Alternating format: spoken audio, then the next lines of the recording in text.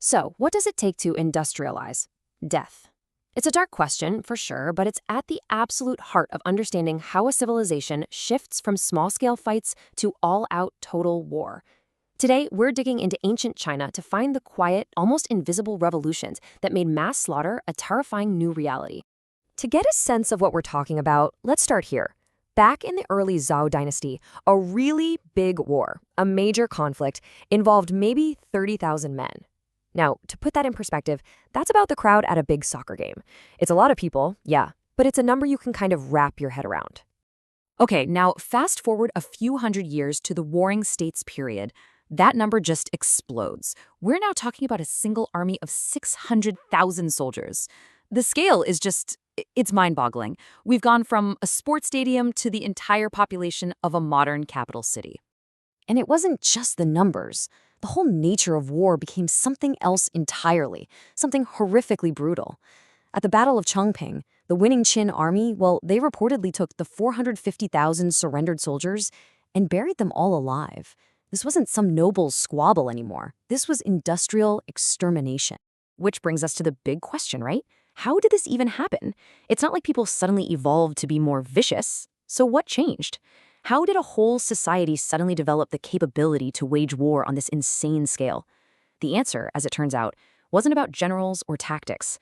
It was about food and fire. So here's our game plan for today. We're going to look at those two quiet revolutions, food and fire, and see how they changed everything.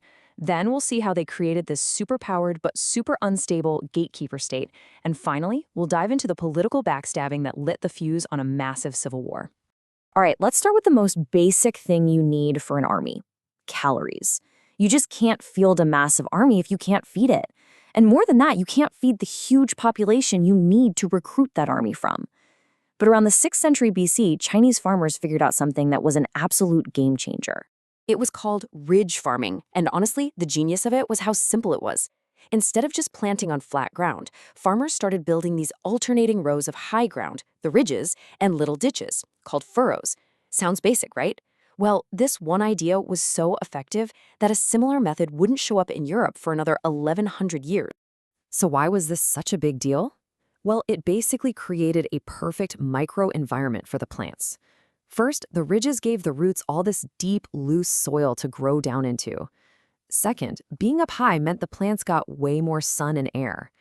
And third, those furrows acted as a perfect little irrigation system, bringing water right where it needed to be and draining any excess. It was brilliant. And the results? They speak for themselves. This wasn't some tiny 1% improvement. This one single technique boosted the amount of food you could get from the same piece of land by a whopping 20 to 30%. You're talking about a massive productivity boom, practically overnight. And this brings a fundamental law of history to life. Energy equals children. Chinese farmers were now creating more energy, more calories, per hour of work than just about anyone else on the planet. And more food means you can support a bigger family. And what did those children grow up to be? A massive tax base. And, you guessed it, the thousands upon thousands of soldiers you need to fill these new mega armies. So, the food revolution gave them the bodies, but an army needs weapons. And that brings us to our second big revolution: fire. This was a huge leap forward in metallurgy that, for the first time ever, would put cheap, effective weapons into the hands of hundreds of thousands of peasant soldiers. See, the old way of making iron, it was tough. You had to heat ore in what was called a bloomery furnace. It was super labor-intensive, but the real kicker was that to get your one piece of iron out, you had to literally smash the furnace mold. It was like, killing the mother to get the baby. Mass production was basically impossible. But then, Chinese blacksmiths figured something out. The secret was getting the fire just 300 degrees hotter. By making better furnaces and better bellows to pump in the air, they pushed the temperature up past 1,150 degrees Celsius. It doesn't sound like a huge leap, but it was the difference between getting a spongy, solid lump of iron and creating liquid, cast iron. And this changed everything. Because you can pour liquid iron into molds over and over again. Suddenly, mass production was on the table. This had a 1-2 punch effect. First, you could mass produce iron plowshares to tilt tougher land, which just fueled the food revolution even more. And second, You could churn out thousands of cheap, hard, and deadly spearheads for all those new peasant armies. It's incredible when you think about it. These two simple breakthroughs, a new way to farm, a new way to forge, they didn't just help build armies. They laid the groundwork for a whole new kind of political entity, the superstate. With the power to feed and arm these massive forces, the entire map of China was about to be redrawn. Now, this explosion of food and fire led to the rise of a few powerful states, but one of them, Jin, stood head and shoulders above the rest. Jin controlled a huge territory that basically acted as a buffer, a gatekeeper, protecting the heart of Chinese civilization from the nomadic peoples to the north. And that position made them incredibly powerful. But here's the paradox. If the state of Jin was the top dog, so powerful and rich, why did its own kings become totally powerless? You'd think the king of Jin would be the most powerful person in the world, but he ended up as a puppet.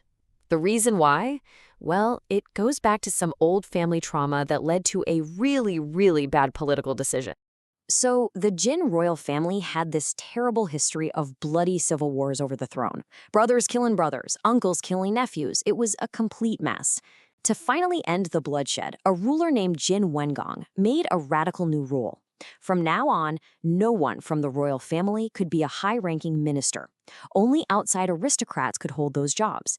It worked. It stopped the family feuding. But it created a monster. Over generations, 6 gigantic aristocratic families, or houses, grew to control literally everything. These 6 great families became the real power behind the throne.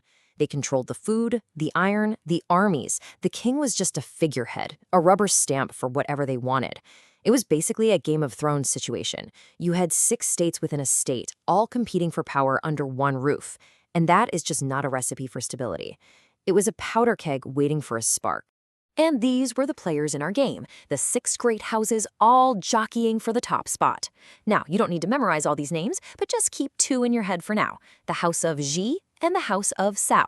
For decades, these guys kept a very tense peace, but one man's ambition was about to tear it all down. The whole thing started to collapse because of a brilliant and ruthless political move. See, the problem for any of these guys was, how do you start a war to wipe out your rivals without everyone pointing the finger at you and calling you the aggressor? Well, the head of the Zhao family, Zhao Yang, he figured out the perfect way to do it. He set what you could call a greed trap. It was masterful. First, he made a big public show of gifting 500 tax-paying households to one of his relatives. Then, a little while later, he just as publicly demanded them back. Of course, the kinsman hesitated. I mean, who wouldn't? But that hesitation was the whole point. Zhao Yang immediately used it as a pretext to accuse his own relative of being greedy and disloyal and had him arrested. It was the perfect setup. And this wasn't just some internal family drama. 2 of the other powerful houses, Zhonghang and Fan, were allied with the guy who got arrested. They saw right through Zhao Yang's move and immediately jumped to his defense. And just like that, the trap was sprung. The first Jin civil war had begun, and the armies of the other houses marched on the Zhao family, trapping them in their home city of Xinyang. So Zhao Yang is trapped. He's outnumbered, under siege, and his only hope is to somehow play the other families against each other. But the really epic part of the story is what happens next, with the next generation.